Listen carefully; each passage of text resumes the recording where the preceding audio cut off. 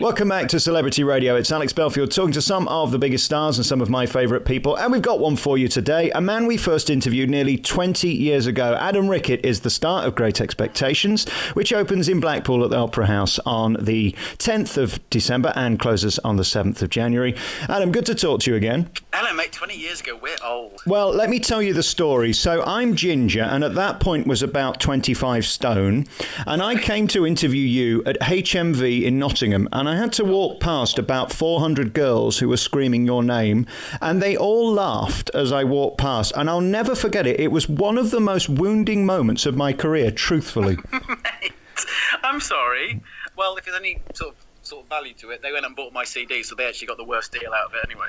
Can we ask what it was like being you? I mean, we know all the hell stuff. We'll get to that in a bit. But I'm fascinated because I was truly an ugly kid. I never had any adoration. No, it's true. Wolf ugly. I'm a little bit better now. Isn't it funny how you get into your late 30s and suddenly you're better than you were at 18? And there's an irony. Oh, it's true. Honest to goodness. I mean, I kind of always used to think I looked like a girl. And then suddenly, about 3 or 4 years ago, I was like, I actually look like a man. But you were a very good-looking girl. That was the thing. And they liked you very much. Does that ever become normal when people have stuck you up on their wall and are doing things to your image? No, it doesn't. I mean, I had one young chap come up to me the other day and said, I came out over a poster of you. And I was like, well, that's the politest way I've ever heard it put. But yeah, it's kind of like you get so separated from that side of it. You do generally become like a schizophrenic. You have kind of like, there's you who, like, say, for example, I'm chatting to you now, and that's you and me talking. There's also another version of me, which is then going out on the airwaves, which people are listening to at home. Right. And that's so it almost becomes like you're disassociated from that side of things. So even like when you did like magazine shoots, and invariably I was topless, I'd do that, but then it would be going in the magazines like sort of 4 or 5 weeks later, and I'd forgotten all about it. So then suddenly people would be coming up to me with topless photos of myself, and it's just you get very disassociated from it. And I think that's actually quite healthy, because I think if you don't, you end up turning into like J.D. Salinger or Barbara Streisand or something, and cutting yourself off from the world and just refusing to have anything to do with them. I was thinking about you the other day, because it seems like every lad now has got a six-pack and goes in the gym. In those days, they actually didn't. Craze. Yeah, you really did, didn't you? I did. Somebody actually said that to me the other day. I've got a friend of mine who actually does bodybuilding. And he was doing some competition, and he asked if I'd come along. I was like, no, you're all right, thanks. But he was like, no, come, I'll wait to meet the guy who first started it. And the guy basically had been somebody who was very overweight in sort of like the 80s and early 90s. And then because of me and Corey being kit off continuously, for which I apologise, it sort of inspired him to go out and get a six-pack. And from that, he'd set up a gym. From that, he'd set up this weightlifting competition, which is now a national competition. And it was, I think it has kind of changed a bit now. There's always been kind of those pressures put on women, and then suddenly now men are feeling it as well, and it's my fault, so I apologise to everybody out there. You can't just be fat people drinking lots of beer anymore, and it's entirely my fault. Yeah, the only thing you didn't do was the tattoos, which they all seem to have all over their bodies. Yeah, you see, but that's because I did always want them. But as an actor, it does limit. Well, not so much now, but back in the day, it did limit you because makeup wasn't so good. So if you went along somewhere with a massive sleeve on, you couldn't exactly play something out of like Alexander the Great era. Right. So it just, I kind of always did want tattoos, but never did. But I'm kind of glad now, because whatever I would have in about 20, 30 years' time would be in an entirely different part of my body and probably not look anything like the way it does now. We're going to talk about Great Expectations in a minute, which is coming to Blackpool Opera House in December. Just that feeling of the adoration, and when you become sort of a bit of an arsehole because of it, is it impossible to not get carried away with that stuff? Because it's so embracing, isn't it? I was the complete opposite of that.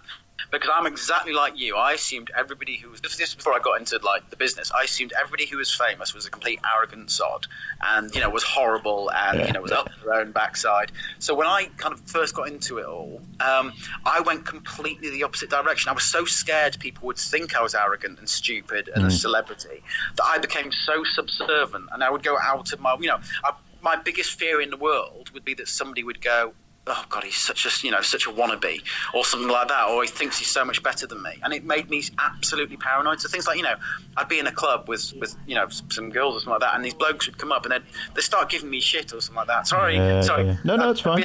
Okay, and rather than just turning around and smacking them, I'd be the one who'd kind of like have to walk away because I wouldn't want them to, get in the papers for me. Because invariably, if you'd hit one of them back, they'd have turned up in the paper the next day the fact that they were a choir boy when they were 4 years old, and it'd been Adam Rickitt beats up choir boy. So I became so worried that people would kind of think I turned into this whole celebrity that I did almost become a bit paranoid about it, and kind of just got to the point where I just didn't want to go out because I was, getting kind of that attention, and at the same time was really embarrassed by it and fearful that people would think I was arrogant.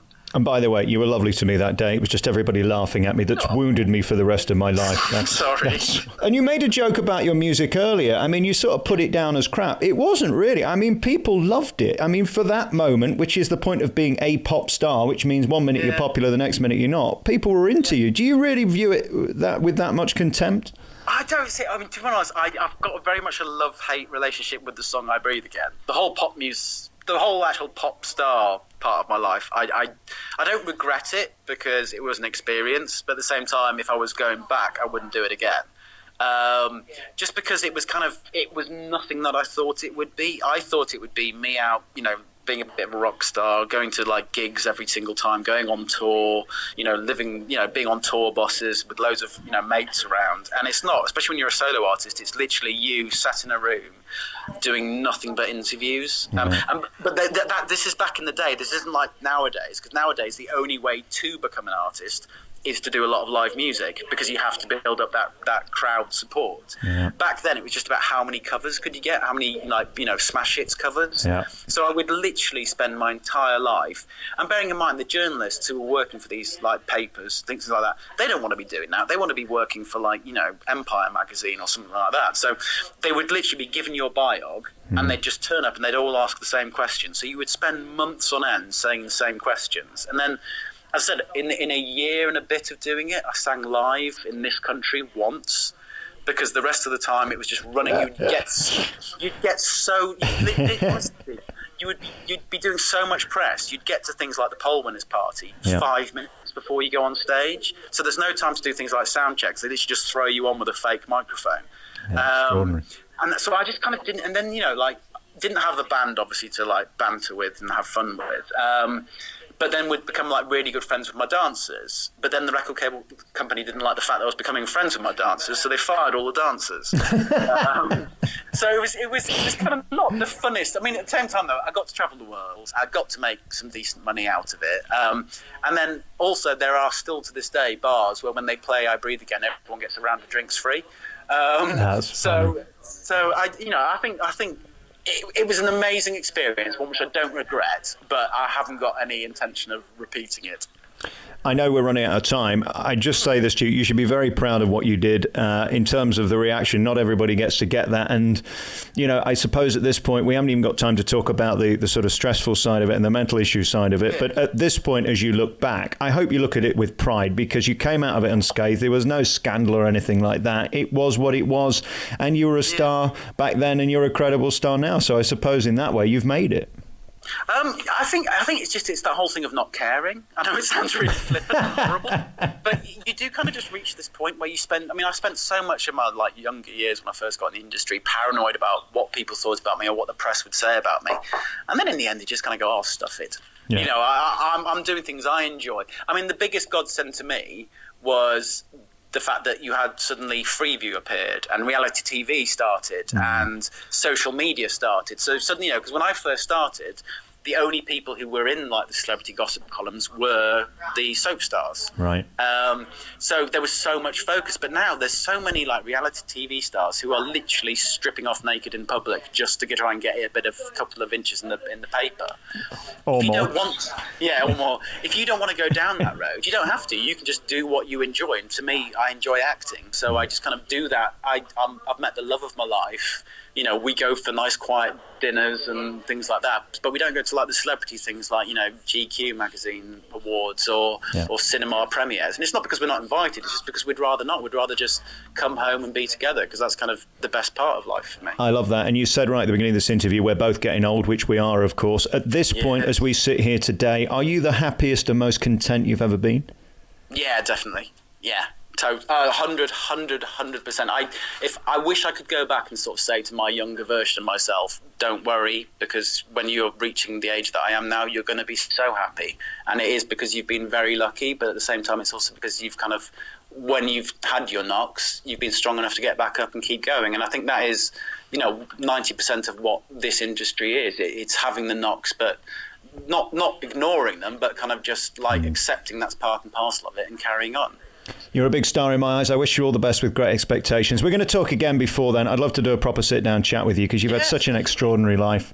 You're coming to the Blackpool Opera House from December 10th through January 7th, 2017 for Christmas with Great Expectations. You're going to be magnificent in it. If I could have been your penis for just one day, Adam, I'm telling you, what a miserable life I've had. You don't understand the power of beauty. That's all I'm saying. Do you know what I mean? Well, sorry. There you go. Adam Rickitt, big star. Thank you so much for your time. Thank you, buddy. Thanks very much, matey.